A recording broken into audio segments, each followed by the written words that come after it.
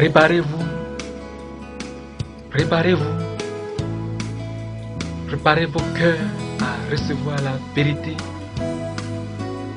Préparez-vous à recevoir la vérité chez vous. Préparez-vous. Préparez-vous. Préparez vos cœurs à recevoir la vérité. Préparez-vous à recevoir la vérité chez vous. Sans ta lumière, Seigneur, que serions-nous dans ce monde en perdition, sans direction, cherchant la voie. C'est l'heure de la vérité. C'est l'heure de la vérité. La vérité qui divise et qui dérange. La vérité qui divise et qui dérange. Mais aussi et surtout la vérité qui affranchit. La vérité qui sauve. La vérité qui délivre. La vérité qui libère. Vous connaîtrez la vérité et la vérité vous rendra libre, a dit le Seigneur Jésus-Christ dans l'évangile de Jean chapitre 8, le verset 32. Vous tous qui aimez la vérité et surtout la vérité biblique, soyez abondamment bénis au nom du Seigneur Jésus-Christ. Pour vous servir, je suis le pasteur et serviteur du Seigneur Jésus-Christ, Rodrigue Genji. Alléluia, gloire à Dieu, Amen.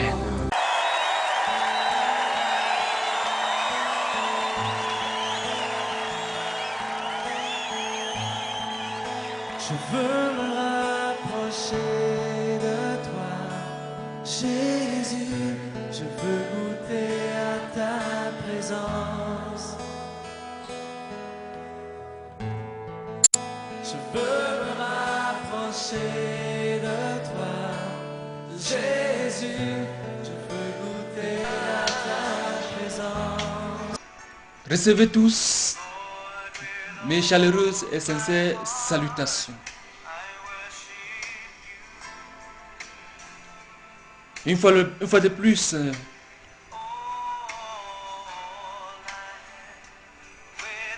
le Seigneur nous donne l'opportunité de continuer de nous entretenir par sa sainte parole.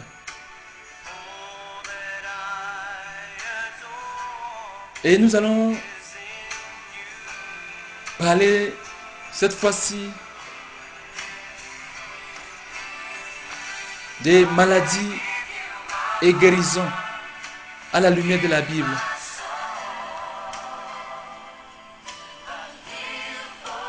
Oui, nous allons nous entretenir sur la maladie et guérison à la lumière de la Bible. Et je tiens à préciser que ce message a été inspiré du livre de Christian Rocle.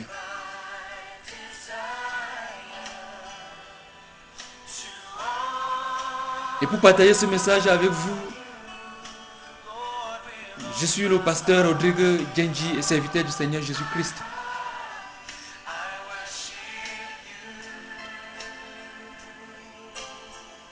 Merci de vous disposer et merci d'ouvrir vos cœurs. Et surtout, que le Seigneur lui-même puisse vous accorder de la compréhension, de la bonne compréhension, afin que ce message puisse être vraiment très très bénéfique pour vous.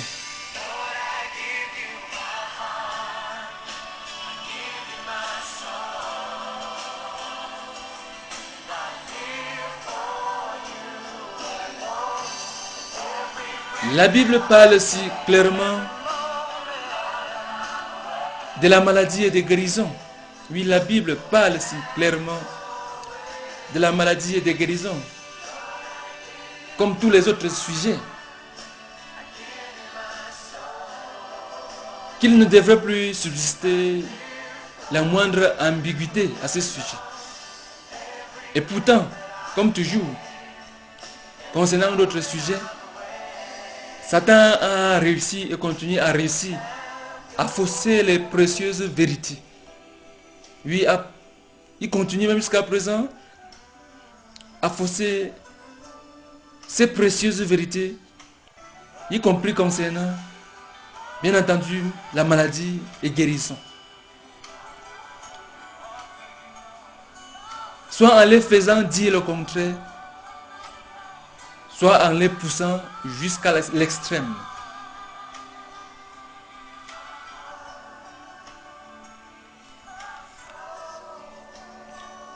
Origine des maladies. Pourquoi sommes-nous malades? Au commencement, Dieu créa les cieux et la terre, y compris le jardin d'Éden, dans lequel il plaça Adam et Ève. Tout était parfait. D'ailleurs, après avoir tout examiné, Dieu lui-même déclara que c'était très bon. Genèse, le premier chapitre, le verset 31. Et par conséquent, Adam et Ève ne connaissaient pas des maladies.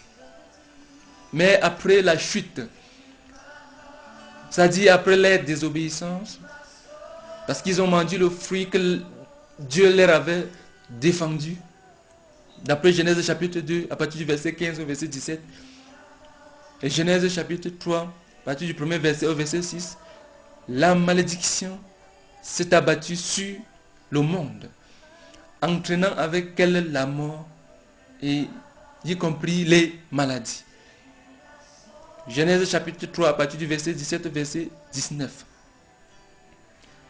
Mais dans Exode chapitre 15 à partir du verset 26, Dieu déclare ceci. Si tu écoutes la voix de l'Éternel, ton Dieu, si tu fais ce qui est droit à ses yeux, si tu prêtes l'oreille à ses commandements, et si tu observes toutes ces lois, je ne te frapperai d'aucune des maladies dont j'ai frappé les Égyptiens. Car je suis l'Éternel qui te guérit. Premièrement, Dieu impose les maladies.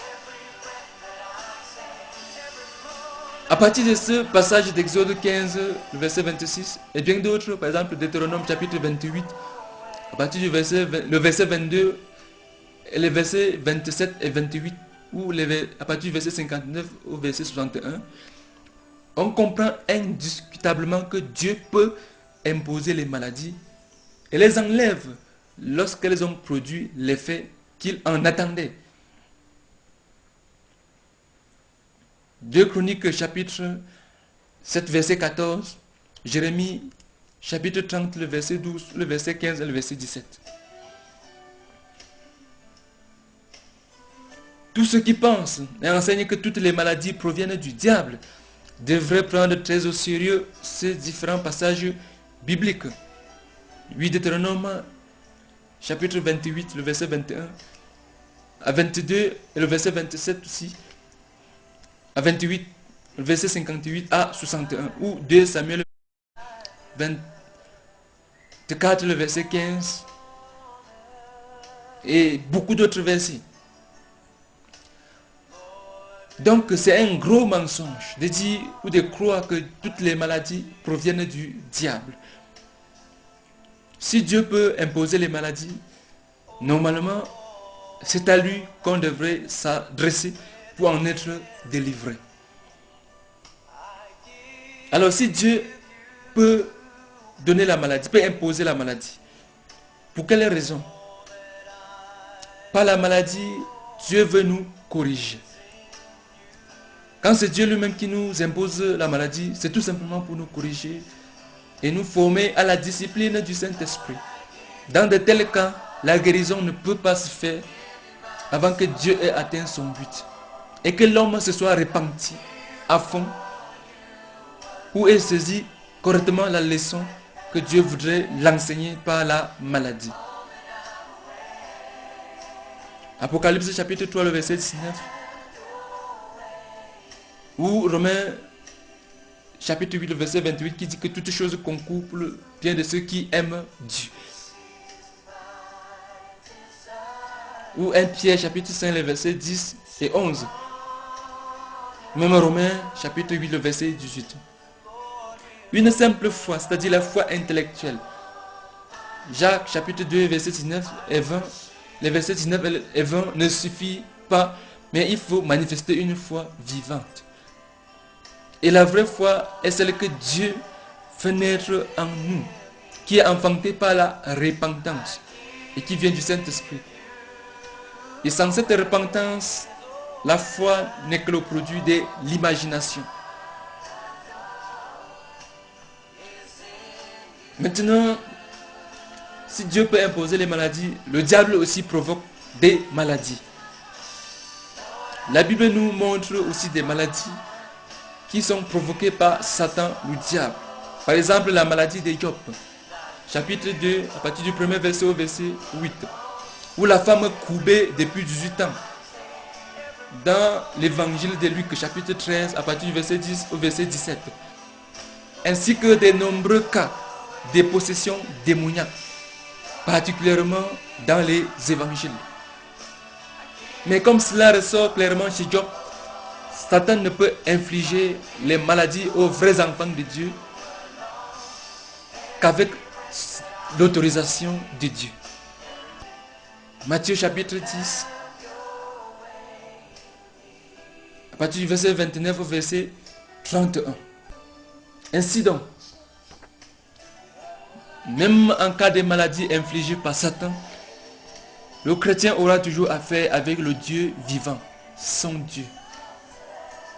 Et si Dieu permet ces maladies, certainement c'est pour nous éprouver et nous pousser à nous rapprocher de lui. Puisque Dieu est amour. D'après 1 Jean chapitre 4, le verset 8 et le verset 16. Donc, il n'a que les intentions d'amour pour nous. Pour cela, par la maladie, il veut atteindre un but bien précis. Et dès qu'il a atteint ce but en nous, il retirera la maladie. Job chapitre 42, à partir du premier verset au verset 6, et à partir du verset 10 au verset 17. Ou bien on peut lire aussi même 1 Thessaloniciens chapitre 5, le verset 18. Rendez grâce à Dieu en toutes choses, car c'est à votre égard la volonté de Dieu. Et celui qui s'oppose à Dieu ne doit pas s'attendre à ce que Dieu ôte la maladie, si celle-ci lui sert de verge pour le discipliner. Apocalypse chapitre 3, le verset 19, ou Hébreux chapitre 12, à partir du verset 7 au verset 11. Le comportement des malades, que ce soit dans les deux cas, et plus d'autres cas que nous allons voir, que ce soit une maladie imposée par Dieu ou provoquée par Satan. Le plus souvent, selon que l'opinion du malade sur la cause de sa maladie est juste ou fausse, son comportement sera aussi juste ou faux. Si nous croyons que c'est Dieu qui nous a imposé la maladie, nous devons chercher sa face. Et dans l'humilité et surtout dans la repentance, en attendant son secours ou bien sa guérison. Mais si nous sommes sûrs que la maladie vient de Satan, tout simplement parce qu'il veut nous nuire ou nous détruire, nous ne l'accepterons pas. Mais au contraire, nous chercherons à nous débarrasser le plus vite possible. Donc on ne doit pas toujours céder à la puissance de la maladie. Surtout lorsqu'on a l'impression qu'elle vient de Satan pour nous nuire. On peut tout de suite la vaincre et la surmonter par notre foi au Seigneur Jésus. Marc chapitre 16, verset 15 à 18, et 1 Pierre chapitre 5, à partir du verset 8 à 9, ou aussi Jacques chapitre 4, le verset 7. Toutefois, nous ne devons pas avoir recours à la magie ou au marabout, car non seulement c'est un péché très grave devant Dieu, mais ces chemins nous mettent en contact avec les mauvais esprits. D'après Deutéronome chapitre 18, à partir du verset 10 au verset 14, ou Apocalypse 21, le verset 8. Dans Deutéronome chapitre 18, à à partir du verset 10, Dieu dit qu'on ne trouve pas chez toi quelqu'un qui exerce le métier de devin, d'astrologue, d'augure ou de magicien. Car de telles personnes sont en abomination aux yeux de l'Éternel. Donc notre comportement face à la maladie devra toujours dépendre de son origine. Comme je l'ai dit plus haut, et il est aussi très faux et non biblique de croire que chaque maladie provient du diable. Cette fausse doctrine qui voit le diable ou même le péché derrière toute maladie va jusqu'à dire qu'un chrétien ne doit pas être malade. Les adeptes de cette fausse doctrine peuvent lire 2 Timothée chapitre 4 le verset 20 où l'apôtre Paul déclare avoir laissé Trophime malade à Milet. Et dans Philippiens chapitre 2 à partir du verset 25 au verset 27 où le même apôtre, l'un des plus grands apôtres de tous les temps, parle sans honte d'Épaphrodite, son compagnon d'œuvre et de combat, qui a été gravement malade au point de frôler la mort. Nul ne doute que c'est Satan qui a inventé cette doctrine afin de pouvoir offrir plus facilement son aide. Et les adeptes de cette doctrine promettent aussi la guérison coûte que coûte. Et le plus souvent, ce sont les esprits du monde des ténèbres ou le diable qui accorde ce semblant de guérison, même si c'est le nom de Dieu ou de Jésus-Christ qui a été utilisé. De telles guérisons ne contribuent pas au bonheur des malades, mais à leur malheur, puisque cette guérison est faite dans un esprit de non-repentance et sans tenir compte du jugement de Dieu. Matthieu chapitre 7, verset 21 à 23. Oui, à partir du verset 21, verset 23 de Matthieu 7. Un autre extrême consiste à accepter la maladie en se résignant, disant qu'il faut l'accepter comme ça vient, car on ne peut rien y faire. Pendant que certains refusent au nom de la foi d'aller à l'hôpital pour se faire soigner, d'autres refusent même de prier pour être délivrés de la maladie, ou même refusent de se demander pourquoi on est malade. Même si c'est Dieu qui est en train de nous châtier par la maladie, pour que ce châtiment soit bénéfique pour nous, il faut savoir pourquoi nous sommes châtiés, afin de pouvoir changer. Mais si l'on croit pouvoir posséder un degré de piété particulier, en évitant de poser cette question et en laissant simplement passer tout sur soi, n'a-t-on pas oublié qu'à son heure la plus sombre du calvaire, Jésus avait demandé « Mon Dieu, pourquoi m'as-tu abandonné ?» Matthieu chapitre 27, verset 46. Alors, si Jésus a posé cette question, n'aurions-nous pas aussi le droit de demander pourquoi une chose nous arrive-t-elle? Certes, nous n'avons pas le droit de demander sur un ton de rébellion ou de murmure, mais d'un cœur humble et avec le désir de recevoir une instruction afin de nous améliorer. Oui, surtout pour nous améliorer. Et si nous demandons cette bonne disposition d'esprit, Dieu nous répondra certainement. 1 Jean chapitre 5, versets 14 et 15. Nous sommes toujours dans les origines des maladies. Le péché. Oui, le péché aussi. Si le péché a été à l'origine de la malédiction qui s'est abattue sur toute la création, aujourd'hui encore le péché est aussi à l'origine de beaucoup de maladies. Par exemple, le sida, les maladies sexuellement transmissibles et beaucoup d'autres maladies. 1 Corinthiens chapitre 6 verset 18. La Bible parle aussi des cas de maladies liées au péché.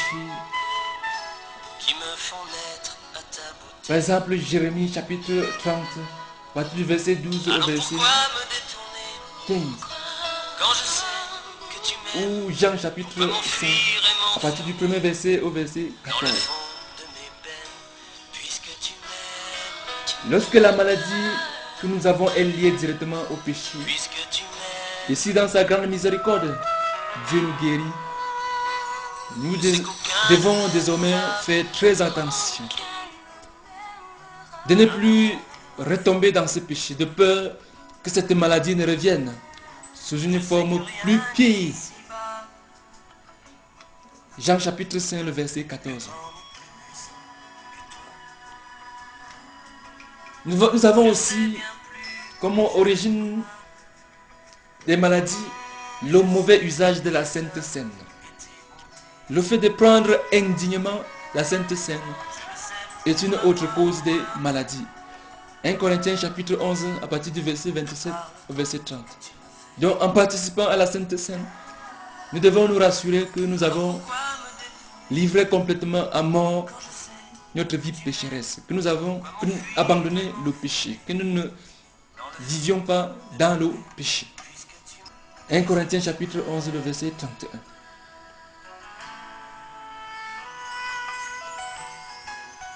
Se juger soi-même, c'est tout simplement confesser tout péché connu, se repentir et se soumettre à la volonté de Dieu. Alors à ce moment, nous pouvons participer à la Sainte Seine. Si nous n'avons pas un cœur purifié de toute souillure, nous courons alors le risque d'être châtiés par le Seigneur. Si malgré cela, nous participons à la Sainte Seine. Et le Seigneur peut nous châtier, même si juge nécessaire de le faire par la maladie, il ne manquera pas de le faire.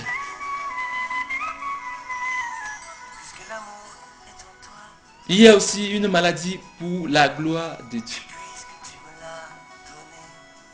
Jean chapitre 9, les 3 premiers versets. Ou Jean chapitre 11, les 4 premiers versets. Dans ces passages de la Bible, nous apprenons par la bouche même du Seigneur Jésus-Christ que la cause de la maladie n'est pas toujours à chercher chez l'homme ou chez le diable, mais que certaines maladies peuvent servir ou servent à la glorification de Dieu. Cela peut se faire au moins de 2 manières. D'abord, lorsque le Seigneur veut et peut se révéler comme le médecin tout-puissant de notre corps, comme dans ces 2 cas. Ensuite, Dieu est glorifié lorsque par la maladie, l'homme arrive au brisement total de sa propre vie qui le porte à pécher. Jean chapitre 12, le verset 24, et à un abandon total et complet au Seigneur. Romains chapitre 12, les 2 premiers versets. Ainsi, par la maladie, l'homme est amené à un accord total avec Dieu. Job, chapitre 42, à partir du premier verset au verset 2. Et aussi de la suite. Et il devient un sacrificateur purifié et utile entre les mains du Seigneur. Dieu ne peut utiliser efficacement et de façon qui satisfasse son cœur et glorifie son Saint-Nom que ceux qui ont livré complètement à mort tout ce qui est de leur propre fond, le moins charnel et égoïste. Or, le Seigneur ne peut arriver à ses buts avec beaucoup de ses enfants que par les maladies ou les souffrances, y compris aussi par les maladies. Et n'oublions pas que la Bible nous dit que même le Seigneur Jésus fut élevé à la perfection par les souffrances. Hébreux chapitre 2, verset 10. Les manières malsaines de vivre ou l'environnement. Oui, les manières malsaines de vivre ou l'environnement. Il existe aussi des maladies qui ne proviennent ni de Dieu, ni du diable, ni même d'un péché quelconque, mais qui proviennent tout simplement d'une manière malsaine de vivre et de l'environnement dans lequel nous vivons. Par exemple, la carence dans notre organisme de certaines vitamines nous expose à certaines maladies. Vivre dans un environnement sale et pollué nous expose également à certaines maladies. Par exemple, le paludisme, le choléra. Maintenant, nous allons parler de la guérison. Il y a la guérison qui est une bénédiction puisque accordée et ou approuvée par Dieu. Il y a aussi la guérison qui est une malédiction parce qu'elle n'est pas faite dans la volonté de Dieu. La guérison est une bénédiction pour une personne lorsque, par la maladie, Dieu a pu la conduire à la repentance, c'est-à-dire confession et abandon du péché, puis acceptation de Jésus-Christ pour être sauvé. C'est-à-dire que Dieu a pu guérir aussi et surtout l'âme de cette personne qui est une priorité pour lui. 2 Pierre chapitre 3, le verset 9. Et aussi lorsque par la maladie, Dieu nous rapproche davantage de lui et nous instruit ou se révèle davantage à nous, la guérison qu'il nous accordera sera une bénédiction pour nous. La guérison est une malédiction lorsqu'on va la chercher là où Dieu a formellement interdit. Par exemple, chez les sorciers, les marabouts, les magiciens, les médiums, les astrologues et autres. D'après Deutéronome chapitre 10, 18, à partir du verset 10 au verset 14, ou Apocalypse 21, le verset 8.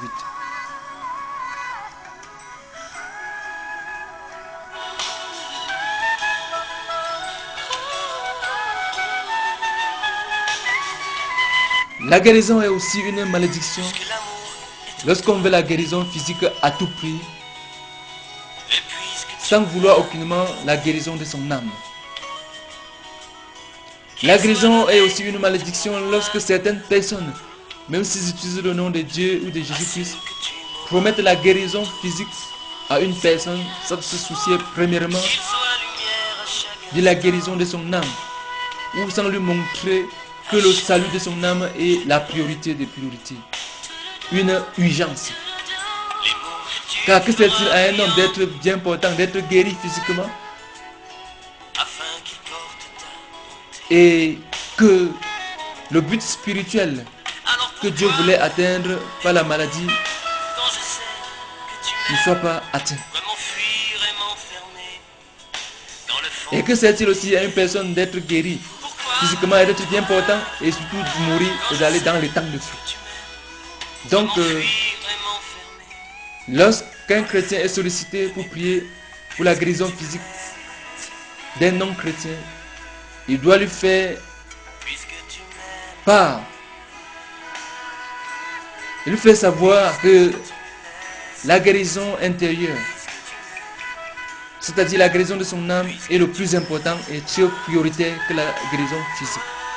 Et s'il refuse de se repentir de ses péchés pour être guéri intérieurement, c'est-à-dire pour avoir le salut de son âme, il ne faudra prier pour sa guérison physique que si le Saint-Esprit nous conduit vraiment à le faire. Si on lit attentivement les évangiles, on se rendra compte que la plupart des guérisons physiques que le Seigneur Jésus-Christ a accordées aux gens étaient également liées au salut de leur âme. C'est pour cela qu'on entendra régulièrement le Seigneur Jésus, après avoir guéri quelqu'un, lui dire « Ta foi t'a sauvé » et non « Ta foi t'a guéri ». Normalement, on s'attendrait à ce qu'il dise « Ta foi t'a guéri ». Mais lorsqu'au travers de la guérison physique, il a pu guérir aussi l'âme de la personne, le Seigneur considère que la guérison de l'âme est prioritaire. C'est la raison pour laquelle il pouvait dire à celui ou à celle qui a été guérie « Ta foi t'a sauvé ». Luc 8, du verset 46 au verset 48, ou Luc 18, à partir du verset 35 au verset 43, ou aussi Marc chapitre 10 à partir du verset 46 au verset 53. Alors pourquoi me détourner quand je sais que tu m'aimes, puisque tu m'aimes, Les guérisons dans la Bible. puisque tu m'aimes. 1. Comme dans Matthieu chapitre 6, chapitre 9, les versets 6 et 7, certains malades ont été guéris subitement par une parole d'autorité. comme ce paralytique.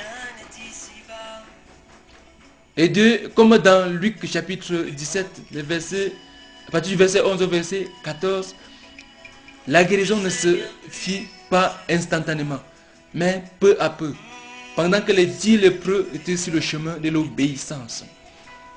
Puis, comme dans Marc chapitre 8, à partir du verset 22 au verset 25, d'autres furent guéris par degrés, comme cet aveugle qui ne voyait d'abord qu'indistinctement, mais il ne fut complètement guéri qu'après une deuxième imposition des mains du Seigneur Jésus-Christ.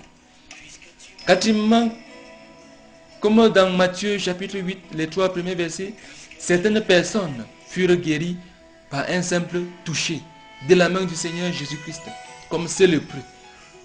Et cinquièmement aussi, comme dans Matthieu chapitre 8, à partir du verset 5 au verset 13, certaines personnes furent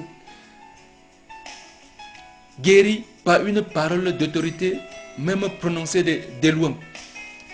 Tel ce serviteur du centenier à Capernaum et la fille de la femme cananéenne. Matthieu chapitre 15, à partir du verset 21 au verset 28.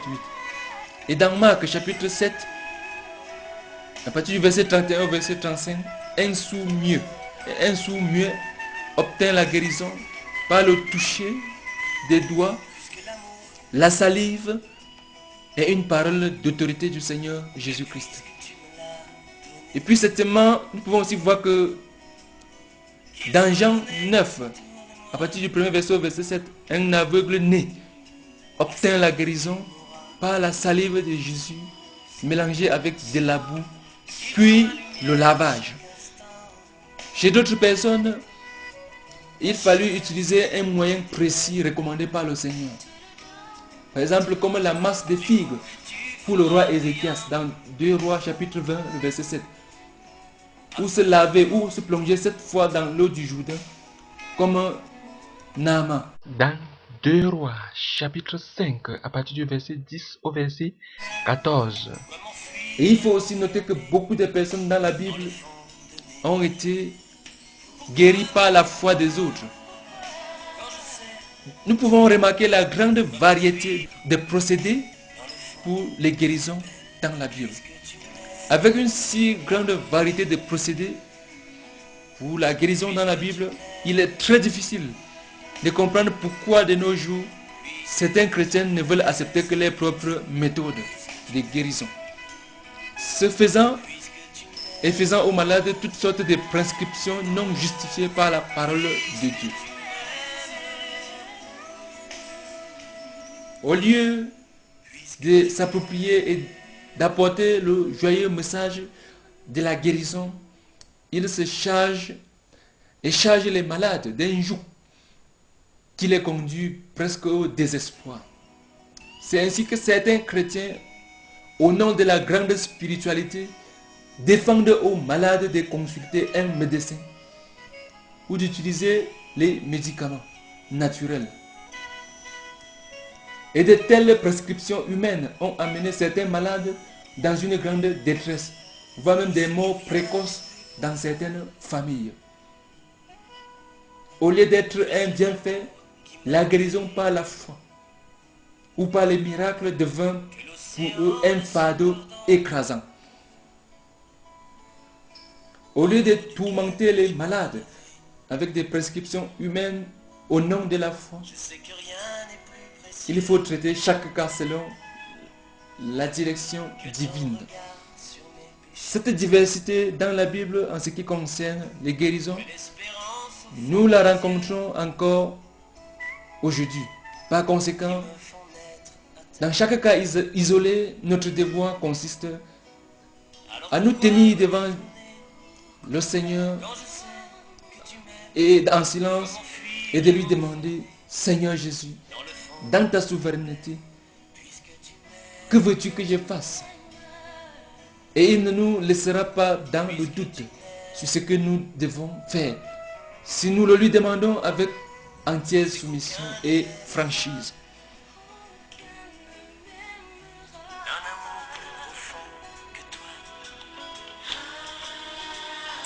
Je sais que rien n'est ici. Puisque nous parlons de guérison, nous allons aussi parler de guérison par la foi.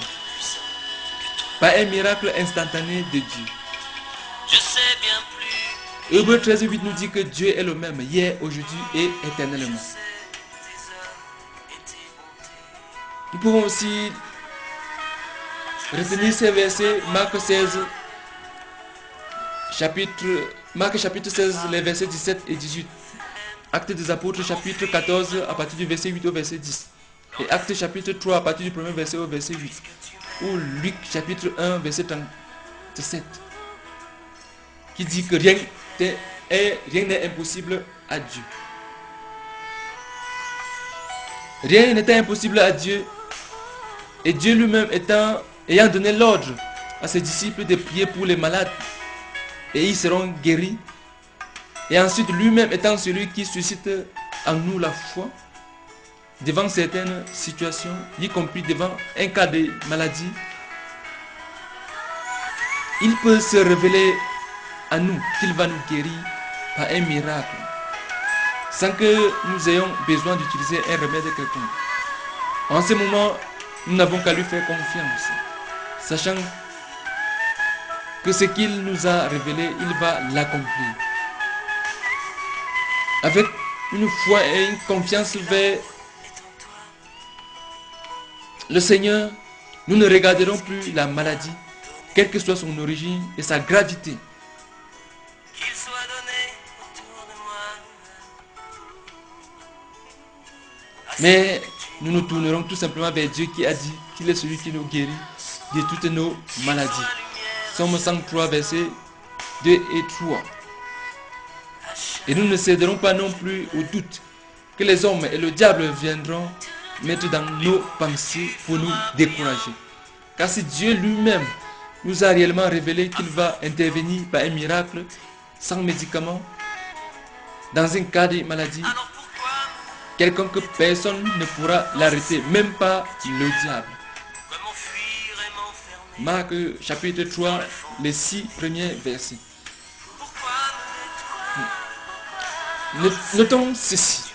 Évidemment, si c'est le Seigneur qui a réellement dit qu'il va intervenir par un miracle direct dans un cas de maladie, il y aura automatiquement guérison. Car Dieu ne peut mentir. Nombre 23, le verset 19. Les malades qui ont refusé d'aller à l'hôpital ou de prendre les remèdes sous prétexte qu'ils avaient la foi que Dieu allait les guérir et qui sont morts ou qui n'ont même jamais été guéris, est un fait qui montre que Dieu Ne leur a jamais dit. ou ne s'est jamais révélé à eux qu'il allait les guérir par un miracle sans qu'ils aient pris des médicaments. De même aussi les serviteurs de Dieu qui promettent des guérisons spectaculaires et miraculeuses durant les campagnes au nom de Dieu ou au nom de Jésus, et que ces malades ne sont pas guéris, est un fait qui montre que Dieu ne leur a jamais envoyé dire aux gens qu'il va les guérir. D'après Ézéchiel le chapitre 13, à partir du premier verset au verset 9, ou Jérémie chapitre 22, à partir du verset 9 au verset 32, ou Michée chapitre 3, les versets 6 et 7. Ce qu'ils ont appelé foi pour les guérisons spectaculaires et miraculeuses n'était qu'une fausse foi, la présomption. Ce qui est un jeu très dangereux. Oui, dans ces cas, ce n'est pas la foi, mais de la présomption. C'est-à-dire croire, pouvoir, entre guillemets, forcer Dieu à faire ce qu'il n'a pas promis. Alors pourquoi me détourner quand je sais que tu m'aimes? Parfois, ceux qui promettent M'enfuir et m'enfuir la guérison disent à ceux qui n'ont pas été guéris qu'ils n'ont pas la foi. puisque tu m'aimes. Juste pour se justifier, au lieu de se repentir, de n'avoir pas consulté Dieu avant de promettre la guérison aux gens. C'est qu'aucun ne m'aimera d'un amour. Étant donné que le Seigneur Jésus-Christ a dit que la foi, ayant même la taille Rien n'est ici-bas. d'un grain de sénévé pouvait déplacer les montagnes. Luc chapitre 17. Les versets 5 et 6. Donc le seul fait que les malades sacrifient leur temps et leur argent pour le transport ou même parcours des kilomètres à pied pour se rendre là où on leur a promis la guérison montre qu'ils ont la foi. Le problème c'est qu'ils ont mis leur foi ou ont eu la foi sur ce que leur a déclaré les faux prophètes. Alors pourquoi me détourner? En passant, notons que dans l'Ancien Testament, les faux prophètes étaient punis de mort. Dans le fond, Deutéronome chapitre 18, puisque tu m'aimes, à partir du verset 20 au verset 22. puisque tu m'aimes.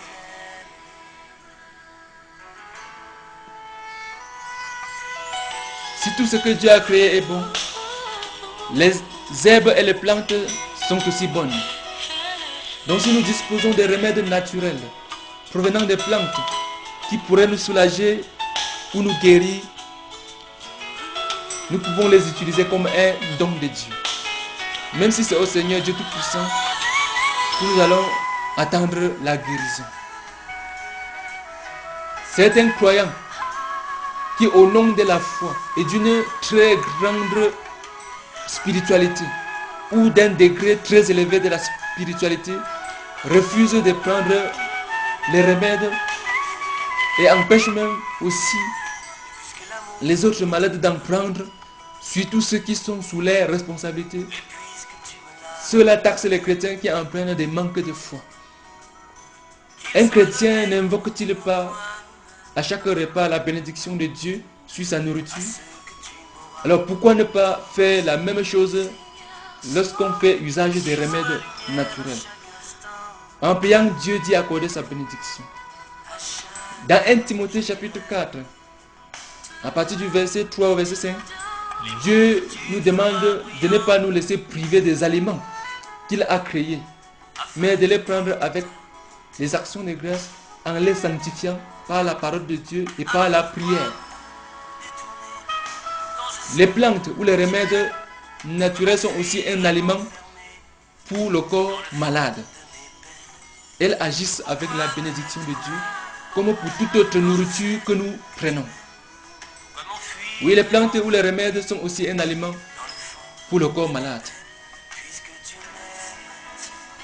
Avons-nous le droit d'attendre que Dieu fasse un miracle si nous pouvons disposer d'une plante pour guérir la maladie qui résulte de notre manière déraisonnable de vivre?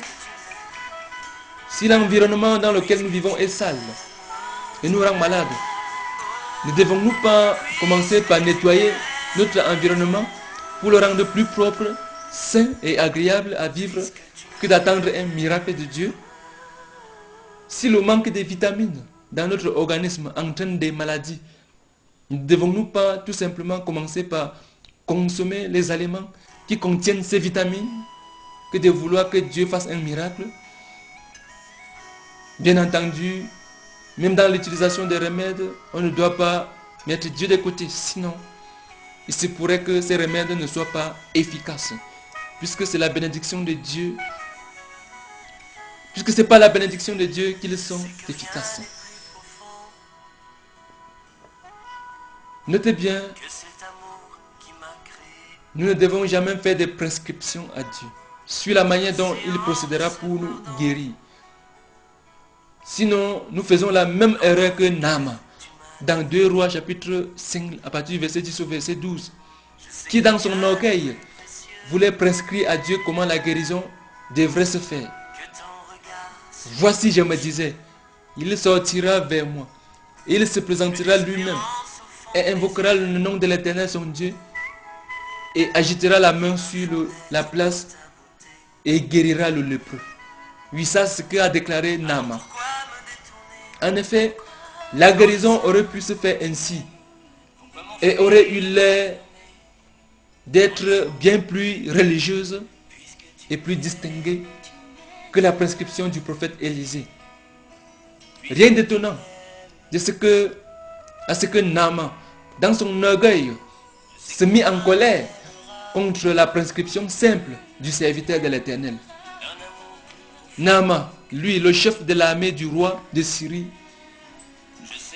jouissant d'une grande considération, devrait, selon les recommandations de l'Éternel, plonger 7 fois dans les eaux du Jourdain. Dans son orgueil, il déclara que les fleuves de Damas ne valaient-ils pas mieux que toutes les eaux d'Israël. 2 Rois chapitre 5 verset 12.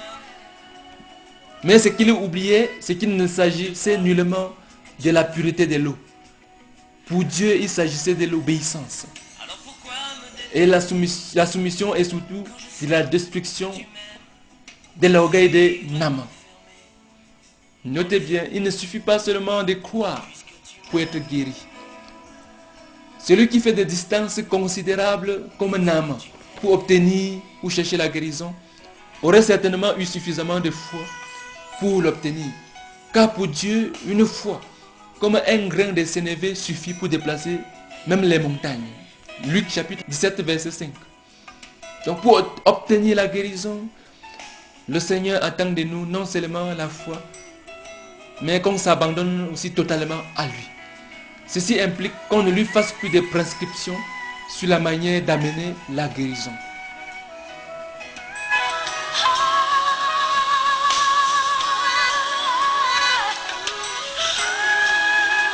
Naaman avait une grande foi pour sa guérison.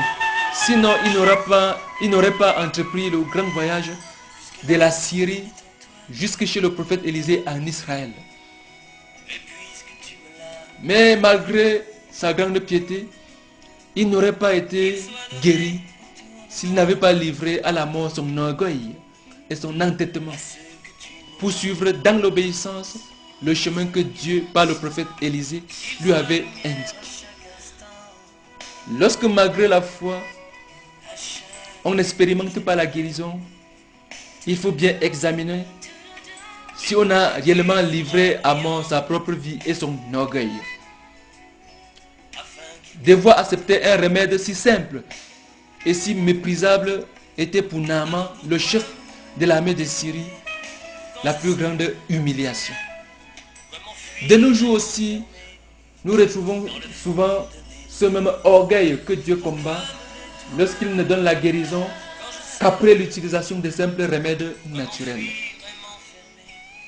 Il est vrai que ces procédés ne laissent rien à l'homme pour qu'il puisse se vanter de sa foi, de sa piété ou même de ses dons. Mais si Dieu veut se glorifier, sans qu'on utilise un remède quelconque afin de rendre évident que ce n'est ni le comprimé, ou ni l'eau, ni l'argile, ou ni un remède quelconque qui ont guéri, mais réellement le Dieu Tout-Puissant, alors il ne laissera pas le malade dans le doute à ce sujet s'il a réellement cherché sa face. Notez bien, il faut se rassurer que c'est réellement le Dieu vivant, l'Éternel Dieu, qui s'est révélé à nous. Dans ces cas, nous devons honorer Dieu et lui faire confiance, sachant que qu'il est fidèle et tout-puissant pour intervenir même sans remède. Dans le domaine de la guérison, nous ne devons pas établir des lois rigides et carrées, mais il faut se laisser diriger par le Saint-Esprit dans chaque cas individuel.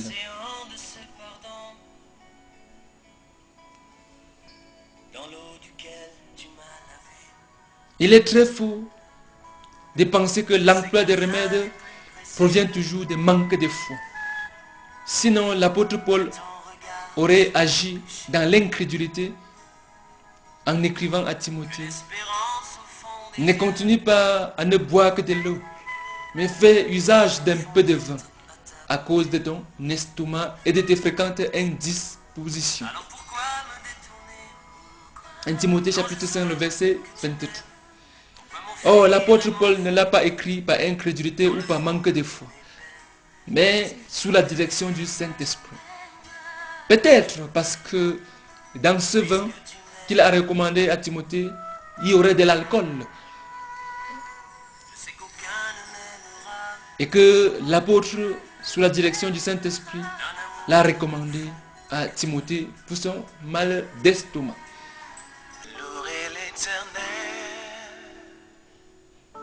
de tout mon cœur. Je louerai l'Éternel de toute mon âme. Je célébrerai ton nom.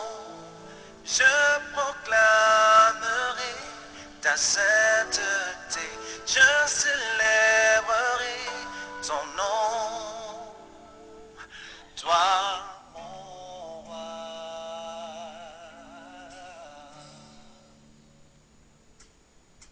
Dans Apocalypse, le chapitre 22, le verset 2, il est écrit: il y avait un arbre de vie.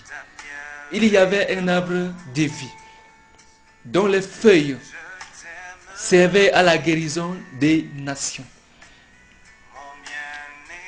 Si même sur la nouvelle terre, Dieu destine des feuilles à la guérison des nations,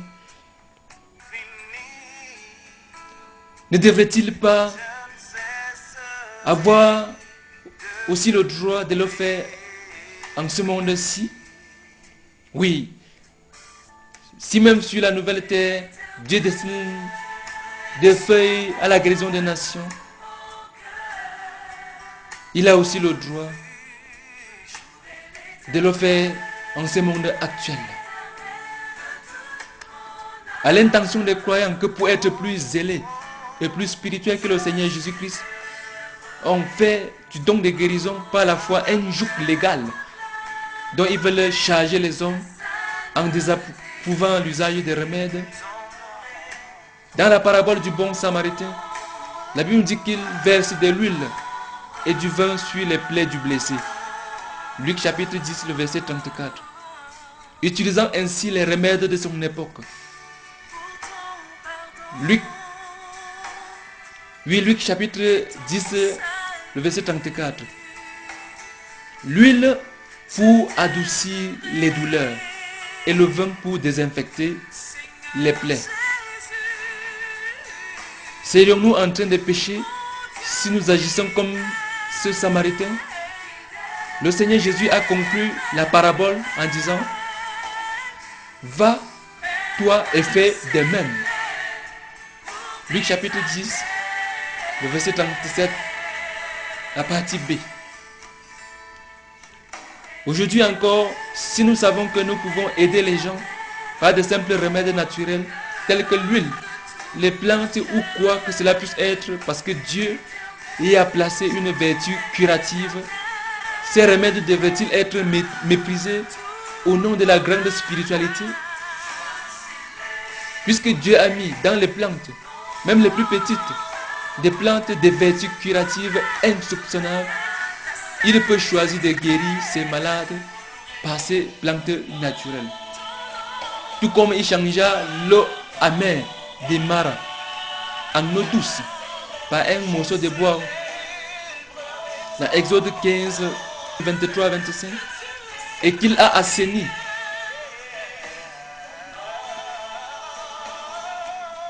la nourriture empoisonnée par la farine que Élisée y fit ajouter dans 2 Rois chapitre 4, le verset 41, sans oublier aussi la masse de figues que par le prophète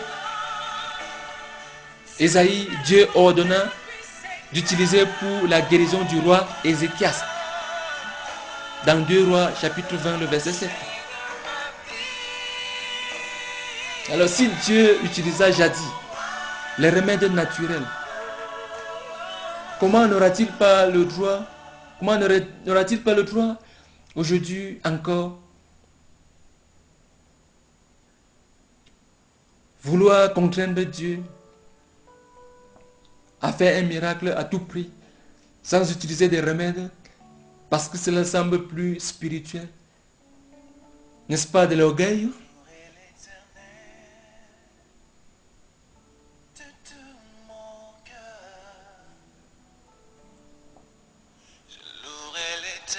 N'oublions pas que Dieu résiste aux orgueilleux. Oui, nous ne l'oublions pas, Dieu résiste aux orgueilleux. Jacques chapitre 4, le verset 6. Cependant, il est certain que Dieu guérit souvent sans qu'on ait utilisé un remède quelconque. Et il est nullement question de vouloir minimiser ou même nier ces miracles de Dieu. Mais, sur la base de la parole de Dieu, il faut condamner ce manque de sobriété qui taxe d'incrédules ceux qui utilisent des remèdes, car une telle doctrine extrémiste peut pousser les gens à recourir à la sorcellerie sans même s'en rendre compte. La magie et l'idolâtrie. La magie et l'idolâtrie. Attention, Dieu a formellement défendu d'aller chercher la guérison chez les sorciers, les marabouts, les médiums et autres.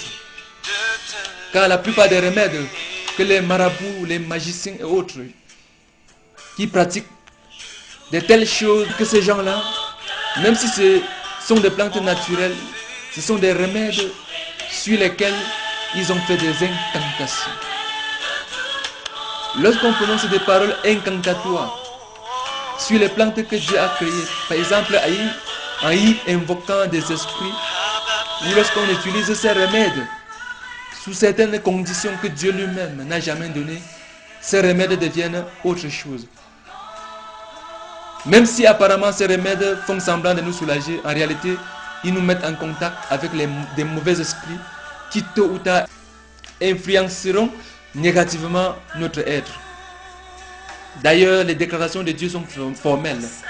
Les sorciers, les marabouts et tous ceux qui font des choses semblables à celles que font ces gens-là iront tous dans le temps de feu s'ils n'abandonnent pas les pratiques en donnant leur cœur au Seigneur pour être sauvés.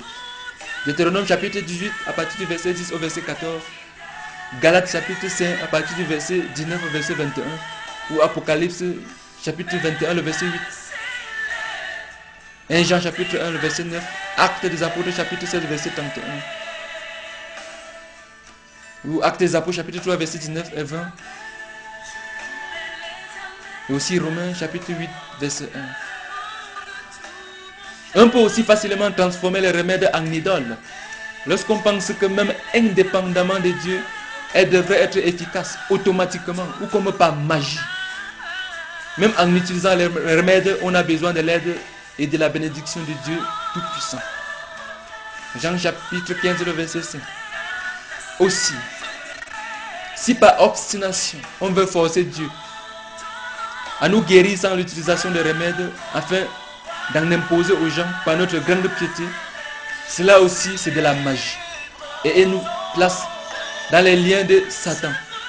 La tendance opiniâtre de l'homme à vouloir tenir tête à Dieu en lui désignant ce qu'on attend de lui à tout prix pour nous aider est une caractéristique de la magie. Matthieu chapitre 26 verset 39 et 1 Samuel 15 les versets 22 et 23.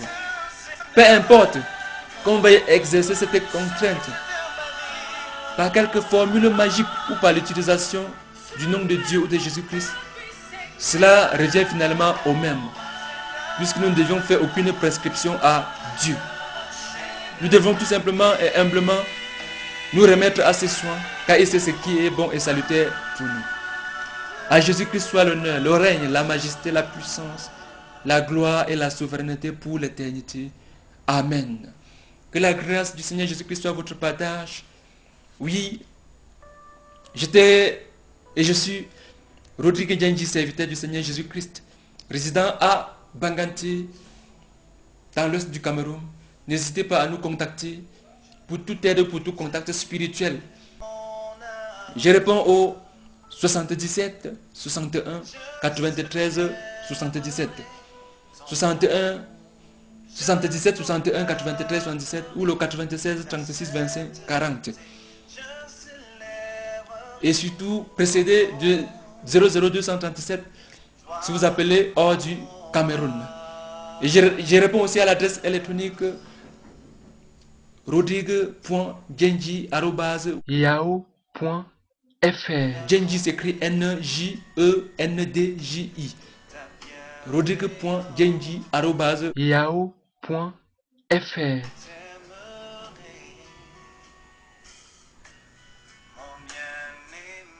Que la bonne main du Seigneur Jésus-Christ repose sur vous et que sa grâce surabonde dans vos vies.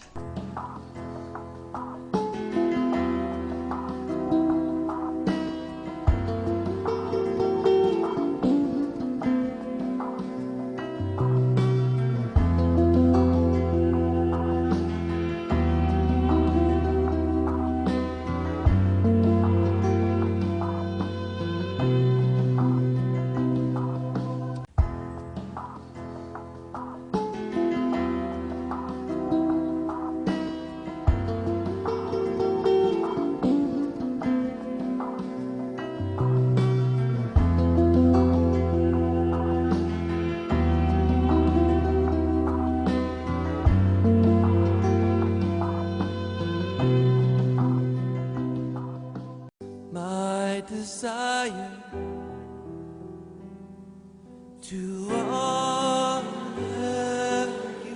Je tiens aussi à vous faire savoir que tous mes messages, que ce soit sur l'église, la dîme, c'est qu'on n'a pas enseigné, les serviteurs de Dieu doivent-ils travailler comme le reste des hommes, les maladies et guérisons à la lumière de la Bible, le combat spirituel, ce qu'on n'enseigne plus aux chrétiens, la foi audacieuse, le vrai Dieu c'est gagnant, Marie, mère de Jésus et la Sainte Vierge Marie, la mort, pourquoi la mort, les temps de feu ou l'enfer, et beaucoup d'autres messages, particulièrement les messages du salut. Oui, tous ces messages, tous mes messages existent sur des brochures, sur des CD audio et MP3, sur des VCD et sur des DVD. Et tout cela est distribué gratuitement. Gratuitement parce que le Seigneur Jésus-Christ lui-même a recommandé de donner sa parole gratuitement. Normalement, la parole du Seigneur Jésus-Christ ne devrait pas se vendre. En tout cas, en ce qui me concerne, je ne peux pas vendre la parole de Dieu et je ne vendrai jamais la parole du Seigneur. Oui, tous ces messages sont distribués gratuitement sur tous les supports possibles. C'est aussi un défi personnel que je me suis lancé, à savoir distribuer gratuitement la parole du Seigneur Jésus-Christ sur tous les supports possibles, afin que le maximum de personnes possibles partout dans le monde entier puissent pouvoir écouter la bonne nouvelle du Seigneur Jésus-Christ et être sauvés. Oui, je les distribue gratuitement. Gratuitement à la limite des stocks disponibles. Je précise à la limite des stocks disponibles parce que je les produis et je les réalise avec mes moyens financiers personnels. Oui, mes moyens financiers personnels que je gagne en travaillant de mes propres mains.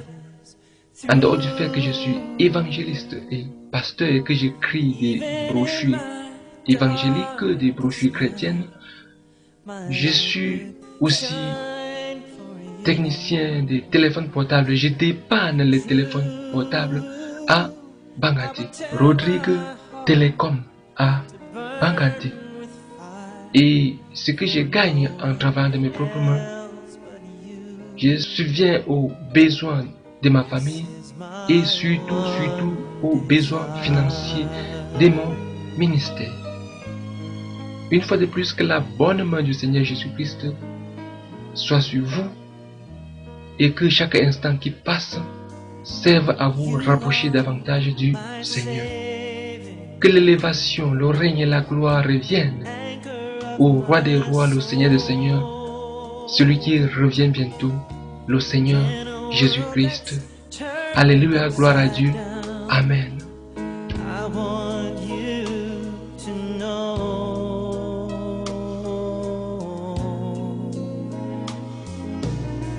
If I could have one desire, for